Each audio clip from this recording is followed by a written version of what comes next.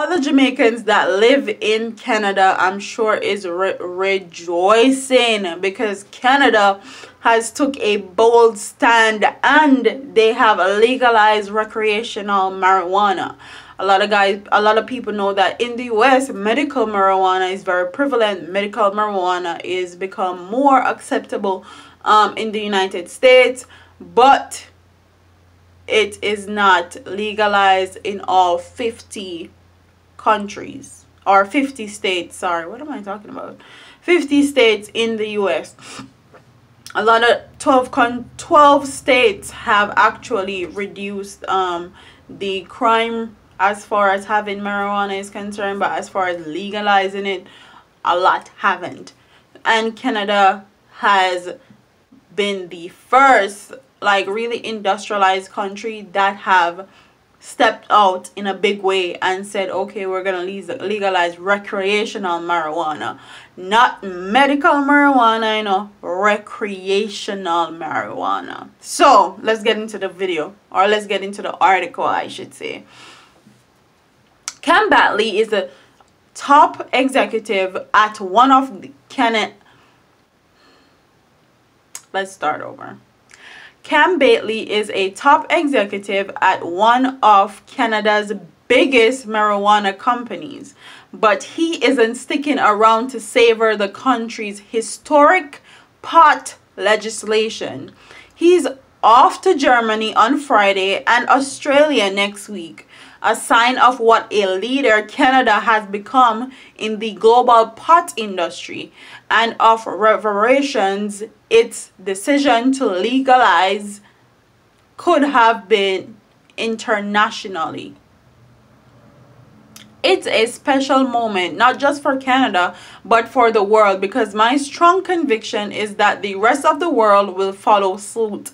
I hope so, said Batley, Chief Corporate Officer of Aurora Cannabis.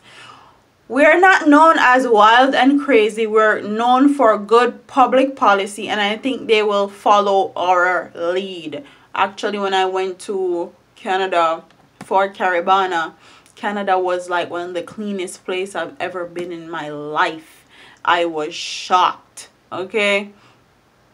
But Canada is a bit cold, and I don't like the cold because I went in summertime, and even at night it was still a bit cold. I was like still a bit chilly. I was like, wow. Batley will attend an investor conference in Germany and then head to Australia, which legislates medical marijuana in 2016. He'll meet with corporate businesses partner and talk with policymakers in Sydney and Melbourne.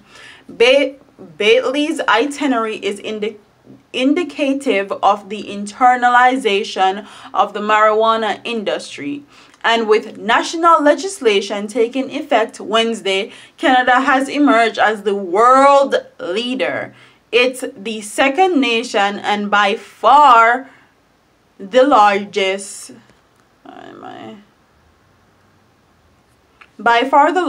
with the countrywide legislation of so-called recreational pot. Its deliberate approach, which took more than 2 years of planning, allows Providence to shape their own laws within a federal framework, include settling the minimum age and deciding whether to distribute through state-run or private retail outlets. Wow. That offers other countries a model somewhere between the more strictly regulated system in Uruguay and the only other country with legal sales and more commercial version in some of the 9 US states that have improved recreational marijuana. Canada's federal approval has given its industry a huge advantage over its American counterpart, including unfettered access to banking and billions of dollars in investment. Wow, Canadians can even order marijuana online and have weed delivered by mail to their door. Wow. That's all made from some envy among American cannabis entrepreneurs, and I'm sure the American entrepreneurs that in the cannabis industry are very envious right now include Derek Peterson, the chief executive of California-based marijuana producer Taria Tech. Peterson took out a full-page ad in the Wall Street Journal this week, urging President Donald Trump to help ease prohibition and elimination hurdles for the U.S. pot industry before Canada leaves it even further behind. They're just worried that they're not going to make as much money as Canada is going to be making, and a lot of people are going to go to Canada just because they can smoke pot recreationally without being thrown into jail, and that's all that is. Some in the U.S. Congress have also taken notice, pressing for the federal government to get out of the way of states that want to legalize, but it remains unclear what ways Canada's legislation might carry south of the border. It might have been more immediate effect in countries like New Zealand, where the government has promised a legislation referendum by 2020, said John Walsh of the advocacy group Washington Office of Latin America. Mexico, the Netherlands, and Italy are all among other nations that have been mulling legislation.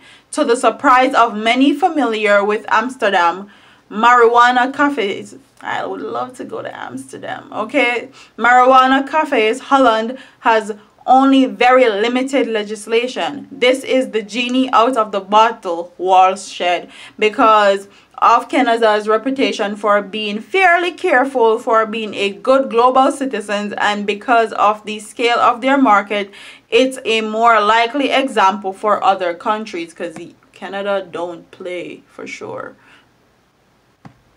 They're very fair also, and I love their medical policy that they have. If only America could do that, it would be great. Bailey said he expects the global recreation market to develop much as the medical marijuana market has done. Canada legislated medical marijuana nationally in 2001. Wow. Once you see Grandma and Uncle Ted using medical cannabis to manage their arthritis pain, suddenly the substance is not so scary and not so stigmatized, he said. That opens up space for countries to move forward with customer legislation as well. I think Canada is at the forefront of global mega trends, so they're trending, okay? They're setting trends, and many customers celebrating Wednesday certainly thought so. Festivities erupted throughout the nation of 37 million. Ian Power was the first in line at the store in St. John's, Newfoundland, and didn't plan to smoke the 1 gram he bought right after legislation arrived at midnight.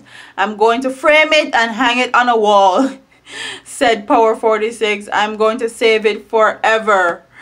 So he didn't smoke the cannabis he bought the day that they legalized recreational pot in Canada. He is going to frame it and save it forever.